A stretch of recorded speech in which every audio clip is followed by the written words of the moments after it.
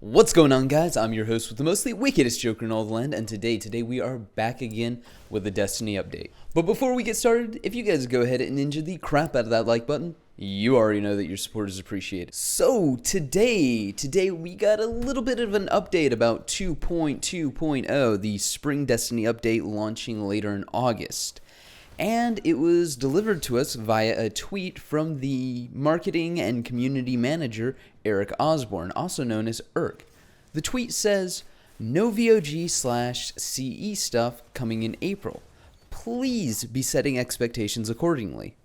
He is, of course, referring to Vault of Glass and Crota's End respectively.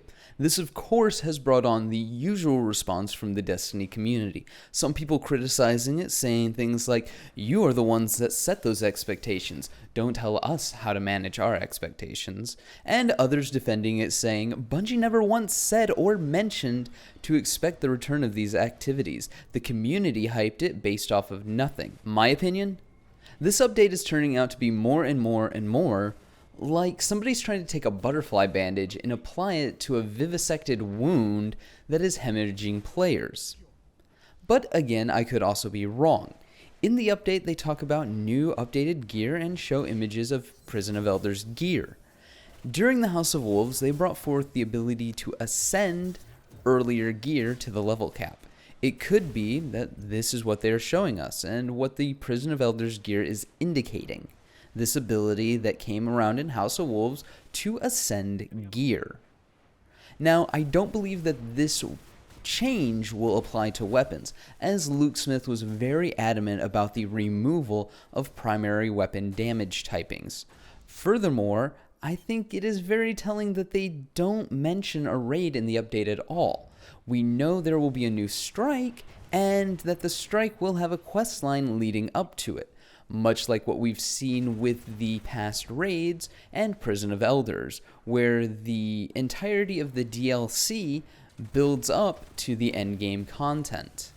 I think Bungie at this point, they do need to get rid of the Taken for the most part, everywhere but the Dreadnought, and possibly start thinking about how they will approach the Dreadnought in the future. With it having the largest current chunk of PvE endgame content that we currently have, you can't just remove it. However, its existence in the Sol system does tend to leave the necessity for further exploration. And at the same time, do we really want more Hive and Taken?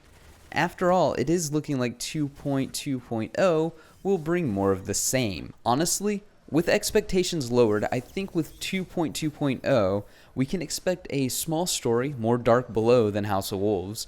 No cinematics, or if we do have a cinematic, it will be akin to the ones released for Dark Below and House of Wolves, in which they were more of an advertisement and a setup than a cinematic. I expect some new gear, some of the exotics that are already in the system to be released, and maybe old ones that haven't been brought up yet, brought up to the current level cap.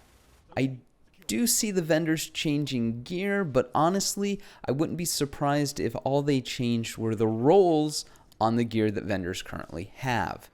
I could see the additions of new exotic quest lines for some of the old favorites like Thorn and Galahorn. I think they missed a huge opportunity with Taken King when they just gave you Bad Juju instead of treating Bad Juju to a quest line so that we could learn about Tolan the Shattered in a more story-oriented way. As far as competent endgame goes, I don't think we will see a raid. I think a Taken version of the Prison of Elders is more likely, but to be successful, it needs to be less Prison of Elders and more firefight. Because, let's face it, Prison of Elders was a disappointment. And as far as PvP goes, I think what we'll see is a handful of new maps, probably 3 at best, 4 maybe if we're daring to believe. Then we'll get a balance patch that nobody asked for. Hand cannons will get nerfed again, with the prominence of the Last Word and the possible return of Thorn, and some god tier Ias Lunas out there. Hand cannons will most definitely get hit again. Pulse rifles will be butchered further. Mida, however, will get a buff. Snipers will also get an aim assist buff and a range buff. Shotguns will get another nerf, and rangefinder will be removed. Fusion rifles will be broken again.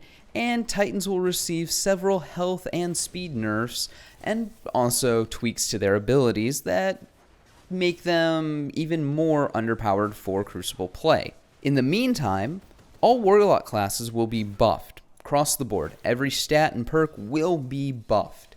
Hunters will gain dodge roll as a passive ability, and as such, Void Hunters will get 2 smoke grenades in their final tree to replace Shadow Step, which, like I said, will now be a passive ability. Also, Heavy will be removed from all 3v3 game types with the exception of Elimination, the only place where it should actually be removed. Truth will get a proximity detonation buff, and heavy machine guns will receive an ammo capacity and rate of fire buff across the board. Oh yeah, and the Doctrine of Passing along with all other ARs in the game will receive a buff of 0.3%. But when the patch is released, we'll find out it's actually 0.03.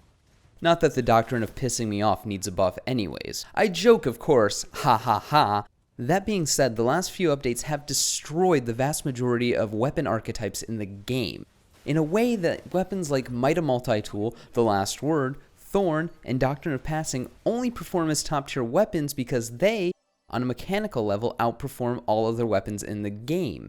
Mix that with speed and damage, and you just have things that appear to be broken when they're actually probably pretty balanced.